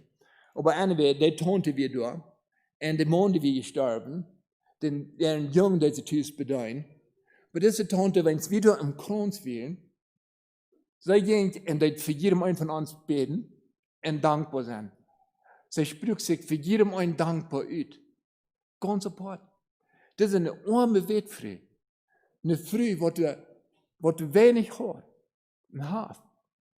Diese Frau, die wir so dankbar, dass sie Jesus hat. Und sie wir so dankbar, dass sie können für uns nur so danken. Dort wie eine Frau. Voll vom Heiligen Geist. Voll vom Heiligen Geist. Das ist entscheidend. Dürfen nicht handeln, dürfen nicht in Zungen reden, dürfen all die Dinge nicht beweisen, aber das ist eine dankbare Früh. Voll vom Heiligen Geist. So, wenn wir voll sind von dem Heiligen Geist, das ist, wo wir froh sind in unserer Seele. Und das ist, wo wir auch froh sind, wenn wir leiden dann. Weißt du, wenn wir leiden dann, ich habe danach sagen, ich sage, Frau, wem Wort willst du jetzt geben mir die Freudigkeit zu haben? Das sagt in 1. Petrus Kapitel 2, Vers 12, das sagt, wenn wir leiden dann soll wir danach froh sein, dann soll wir Jesus in Leidenspartner. Und wo kriegen wir diese Freudigkeit her? Die kriegen wir her, indem, dass wir diesen Jesus in uns haben, dass wir Familien geboren sind. Dort, wo wir können froh sein. So, wir können auch froh sein. Aber das sagt, bedrängt ihr nicht um Wien, aber wird voll von den Heiligen Geist. Menschen, die gefällt werden von den Heiligen Geist in dem Neuen Testament, das wie Paulus. Mit seinen Partnern, wenn sie gingen predigen und warten Abrüh. In Apostelgeschichte 13, 52.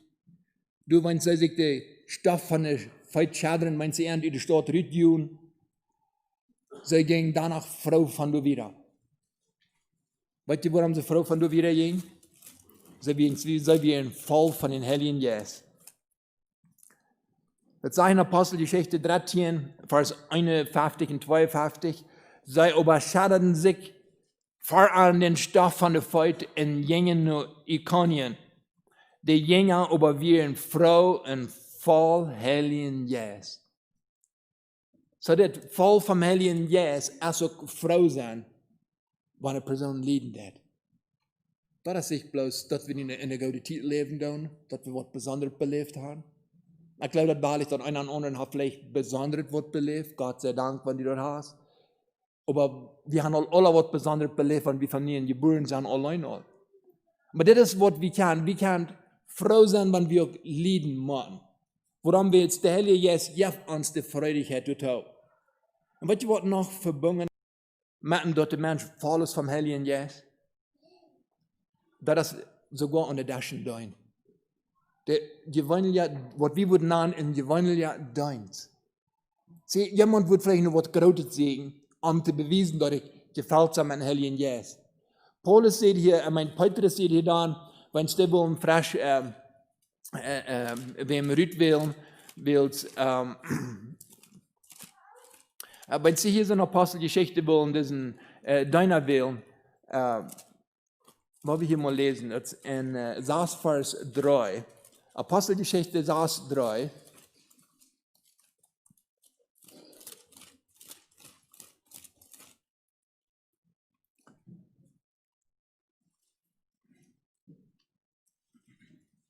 Das sagt hier, darum, Brüder, seht man könnt 7 abbrechen Männer, die voll Jes in Weisheit sind, die wir verantwortlich merken können, diesen Dienst zu tun. So, hier sind wir, dass du willst diese Gemeinde funktionieren, und hier wir Anordnung groß, hier wir auch viel Arbeit, mangt diese Wettfrühes hier so, und andere Lied, wo der Hauptfilm deut, wie in Eten zu teilen. Und Petrus sagt dann, dass es nicht gut, dass wir das hängen luten tun, dass wir wollen, Leute mit dem Segen, der dort kann. Und er sagt, diese Arbeit, die Daschen bedeuten, die Menschen das Eten zu teilen, er sagt, das braucht doch Sinn, aber das ist ein Fall vom Heiligen Geist sein. Wird wir dort gedacht haben, dass diese geringe Arbeit, das ist verbunden, dass wir voll sind vom Heiligen Geist. Und wenn wir dort Leute tun, wenn wir gehen dein, weißt du was? Wenn wir gehen in dein Leib, wenn wir gehen halten, utfehlen, und Daschen darin merken, wie dein einer den anderen hier so in der Kirche, in Tüstdown, darauf verbunden mit dem Heiligen Geist. Viele Menschen, die wollen diese große Dinge tun, wie sie dann voll von Heiligen Geist, aber die würden vielleicht nicht ewig haben, vielleicht eine Schiebe zu waschen. Die würden nicht ewig vielleicht haben, Basen zu dem utfehlen, dort wir vielleicht teuer. Und no, Paulus sagt hier, hey, er sagt, diese diese Arbeit tun, aus dir kann, oder aus dem Dienst zu tun, er sagt, dass sie sollen voll sein von den Heiligen Geist.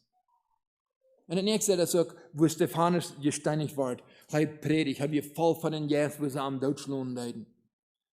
Und wo das Evangelium mitgeteilt wird, sie werden wir voll vom Heiligen Geist. So das hat zu tun, voll sein von dem Heiligen Geist, als verbunden mit das Evangelium mitteilen, das ist verbunden mit, wenn wir in schwere Tiden sind, das ist verbunden auch, wo wir einer den anderen dienen tun, wo wir lieben tun, das alle Wegen damit verbunden. Vielleicht hast du eine Arbeit und du denkst so, weil meine Arbeit ist so gering. Und das ist nicht so eine Arbeit, als jene andere hat. Weil die Arbeit, was so gering ist, was du das, wirklich vom Herzen das, das die willst du voll bist vom Heiligen Geist.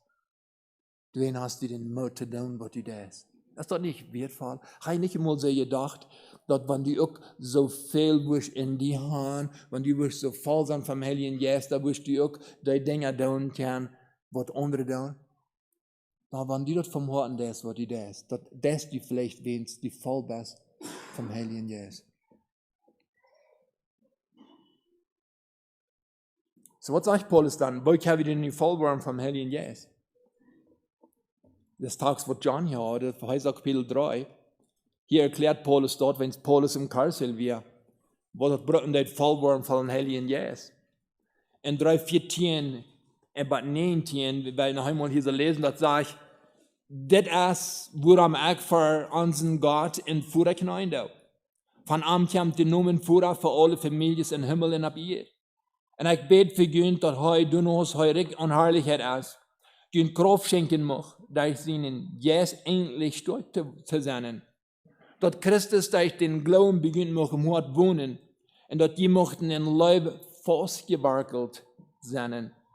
Ich bete auch, dass die mit alle anderen Heiligen taub mochten die Kraft kennenlernen, wo breit, wo hoch, wo deep und wo lang seine Leib ist. Die sollen Christus in ihr Leib kennenlernen. Und die geht viel wieder aus die Abfuhren können, verstehen können, so dass die vollends und ganz haben mochten, was Gott vergönnt hat. So, was braucht das nicht voll werden? Jemand sagt zu dir, dass du vielleicht ein besonderes Belebnis hast, dass du kannst voll werden von den Heiligen Geist. Weil voll werden von den Heiligen Geist, das braucht vom Neuen geboren zu sein. Das ist, wo wir voll werden.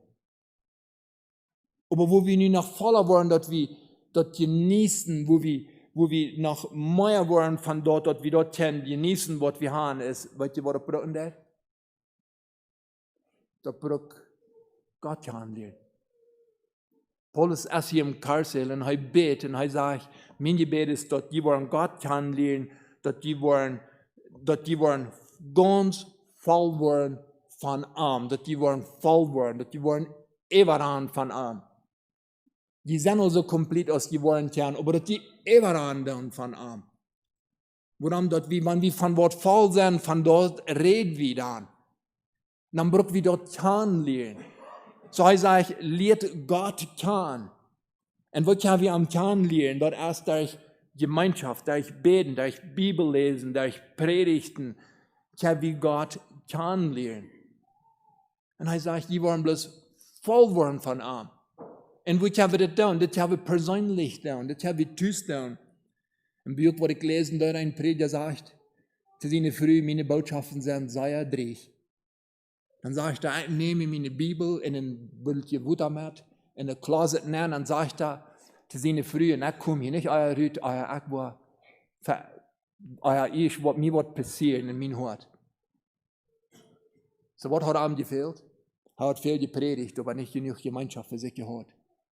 Und ich weiß nicht, ich habe halt vergessen, wie lange er in der Closet wie Band war. Aber wenn ich in der Closet reinkomme, dann war er ganz durch, wo er soll sein. Und was hat ihm das gefehlt? Und Gemeinschaft mit Gott. So ein Belebnis hat, wo er beleben, dass wir allein in der Closet. Und dass wir zwischen ihm und Gott. Und er wird voll davon, wie ihm Wort willst, er redet mit Gott, er betet Gott, er vielleicht gesungen zu Gott, ich weiß nicht, was noch alles. Aber das war das Brücken das. So, wenn wir geplant sind, wie kann euch da geplant sein, was wir sind? Die Baumfirma, was die sind, die kann nicht einen Baum planten und an den Baum war $1 planten und an den war $1 planten. Wenn du geplant hast, wenn der Baum gesät ist, dann ist der gesät, wo das Brücken das ist, dass die Nahrung von der Erde kriegen das, und dass der Baum bloß mehr wird und das Frucht bringt. Und das ist, was ich in dieser Sache, wie man geplant in Jesus Christus. Und das wird wir die Nahrung von ihm kriegen, und das wird wir mehr werden, das wird wir mehr Frucht bringen, das wird wir bloß immer voller werden von der Gottheit. Das wird das Brücken das. So, wenn wir geplant sind, das ist ein bisschen, wenn jemand würde sagen, weil, wenn du wirst komplett sein und du wirst wirklich mal sehen, erfahren, dann musst du nach diesem dort ganz beleben und dass du kannst wirklich sein, dass du ein Christ bist. No, weißt du was?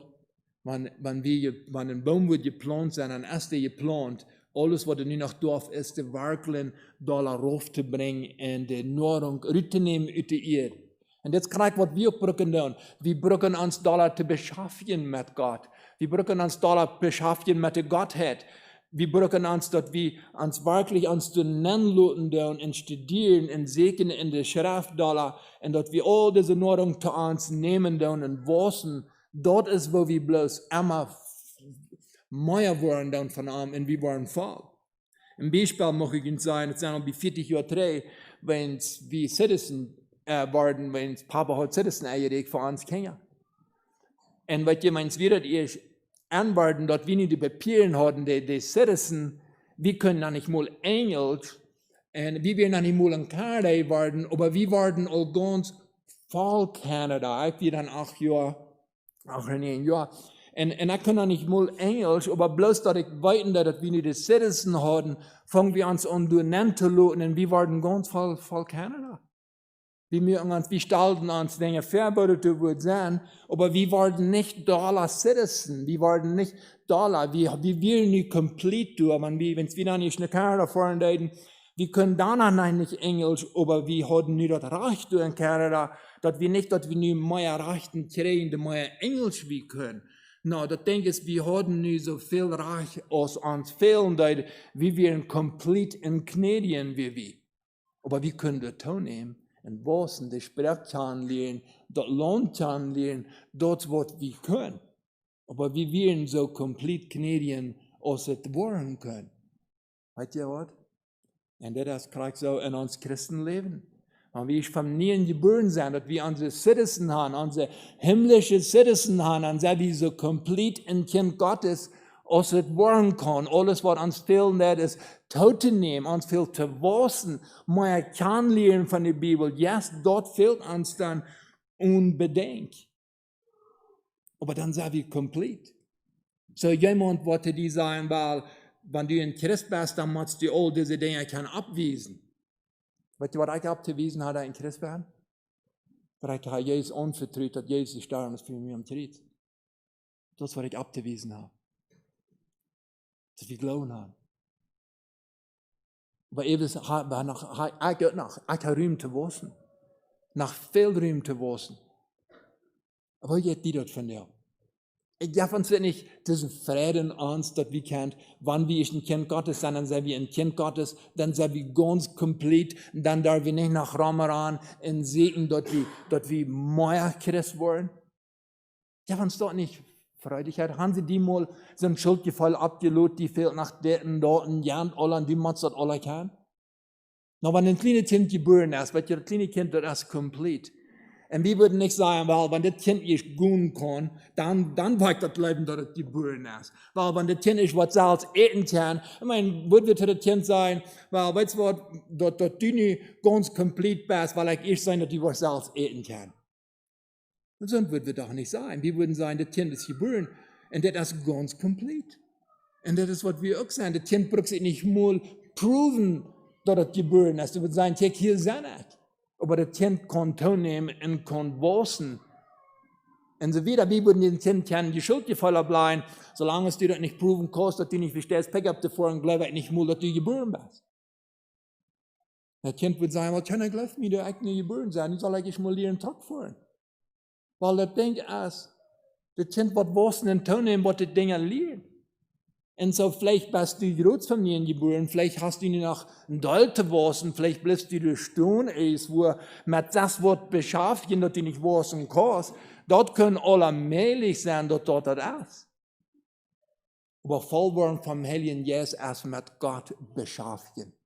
Das ist nicht ein besonderes Ding, dass du mit jemand wird prüfen. Voll worden vom Heiligen Geist, dass wir uns beschaffen dann wird. Mit das Wort Gottes und mit wer Gottes. Mit der Schöpfung und wer er ist. Und das kann ich nicht.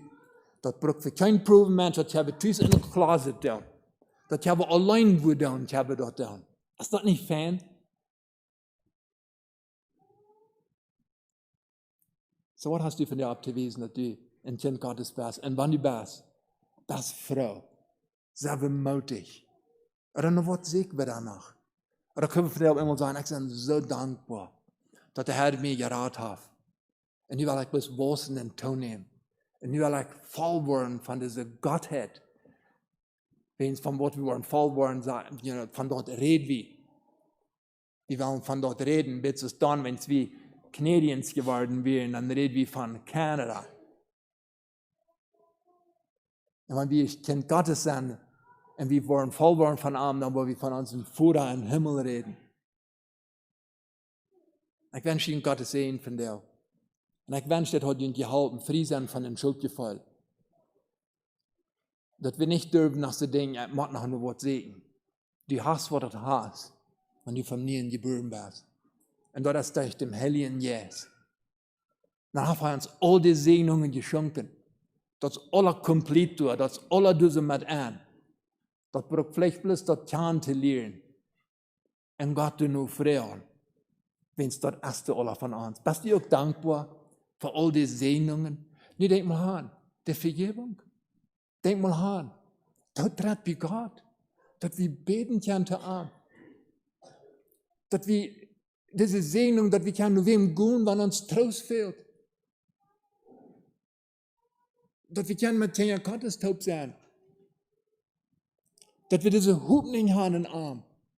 All die Segnung haben wir uns alle gegeben. So, wir brauchen bei Rahmen in Segen. Die sind da. Wir dürfen bloß kicken, das Licht da vor uns.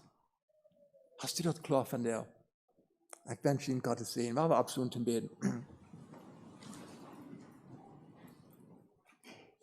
Lieber Herr Jesus, ich danke dir. Dass wenn du uns hast nie Leben gegeben, dann sind wir komplett in dir. Dann sind wir ganz vorig. Und ich danke dir, Herr, dass wir danach keinen Worsen und Ton nehmen, die kann lernen. Und hat mir ein Gebet von dir erst, dass wir können, dass wir uns wollen vertiefen in die, dass wir wollen voll werden von deiner Natur, von deiner Leib, dass wir wollen wachsen.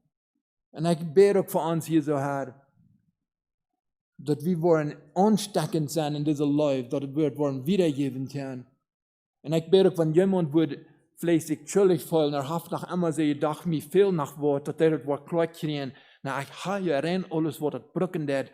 Ich sende dir den Kind, ich sende komplett von dir. Herr Jesus, Dankeschön, dass du uns so gesehen hast. Und Herr, mach wie das Dollar sein kann, mit was du uns alles gesehen hast. Dass wir uns nicht auf den Rahmen und Segen sehen, sondern du hast uns die gegeben. Herr, ich danke dir dafür und ich lobe dir und preise dir in deinen Namen. Amen.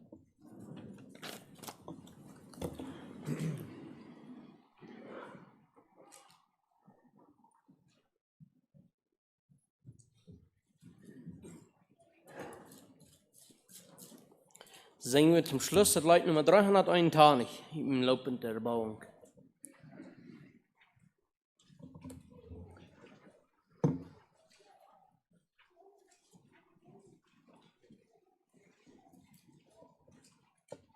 Der zweite Vers sagt, erfüllt mit dem Geist der gewaschenen Blut.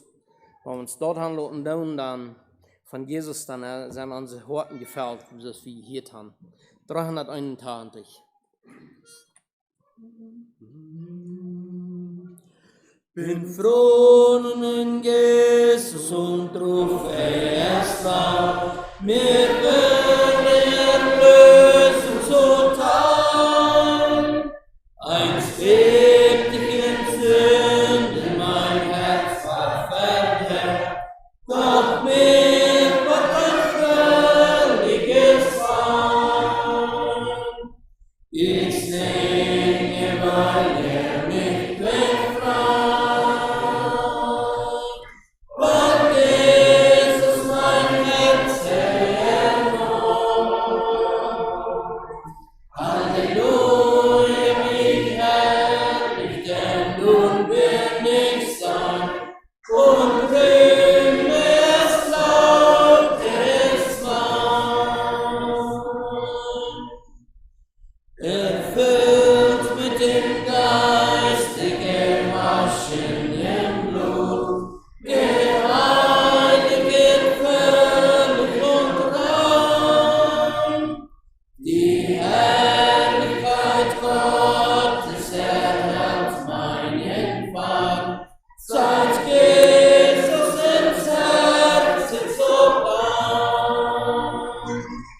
Ich singe, weil mich befreit, weil Jesus mein Herz erneut. Halleluja, wie herrlich, denn nun bin ich sein und will mir es laut, der ist mein. Werd ich doch versucht durch Satan und Sinn und bin ich oft müde und matt, so weiß ich, mein Heiland ist alles sein Thron, der stets neue Kraft für mich hat. Ich singe, weil mich befreit, weil Jesus mein Herz erneut. Halleluja, wie herrlich, denn nun bin ich sein und rühme es laut, der ist mein. So pilger ich weiter zum himmlischen Heim, sei es nun durch Freud oder Leid, dem einen vertrauend lebe ich nur für ihn und singe sein Lob alle Zeit. Ich singe, weil mich befreit, weil Jesus mein Herz erneut. Halleluja, wie herrlich, denn nun bin ich sein und rühme es laut, er ist mein.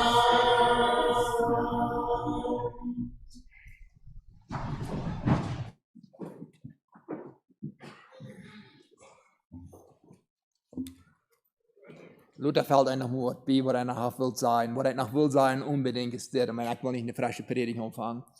Aber viele sind nie, von nie geboren, sie sind so nie in das christliche Leben und ernsthaft fromm zu beten. Sie verstehen auch nicht zu beten. Und so jetzt viele von Jungen, die scheinen das schwierig zu beten. Und dann haben sie gedacht, na, dann sind vielleicht, Gott, mir fehlt noch mal was. Und ich denke, was ihnen sein. Lehrt ihn beten, das ist ganz okay. Lehrt ihn beten, aber wenn du nicht groß in der Versammlung beten, meint nicht, dass du nicht voll bist vom Heiligen Geist. Du bist so voll, als einer von der anderen ist. Du bist ganz komplett danach. Das fehlt bloß zu lernen. Das ist, was das fehlt nicht. Sagt Menschen, und dort Gottes sehen. So, und wir wollen uns aufnehmen zu den Sehen.